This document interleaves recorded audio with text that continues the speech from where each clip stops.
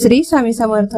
आपल्याला होळीच्या रात्री 8 वाजल्यापासून 12 वाजेपर्यंत हा एक शब्द बोलायचा आहे की ज्यामुळे घरामध्ये माता लक्ष्मी हे वर्षभर प्रसन्न राहून आपल्या घरामध्ये पैसा हा खेचायला सुरुवात होतो, सुख खेचायलाही सुरुवात होत असते. याच्यासाठी आपल्याला आपल्या देवघरामध्ये बसायचं आहे आसन टाकून बसल्यानंतर आपल्याला खडी साखर 108 खडी साखरेचे तुकडे जे आहेत ते मोजून घ्यायचे आहेत आणि एक तुकडा हातामध्ये घेऊन ओम धनदाय स्वाहा हा मंत्र म्हणून ती जी खडी साखर असेल हातातील ती आपल्याला लक्ष्मी मातेच्या पुढे ठेवायची आहे, समोर अर्पण करायचे आहे लक्ष्मी मातेला. असं आपल्याला 108 वेळा करायचं आहे.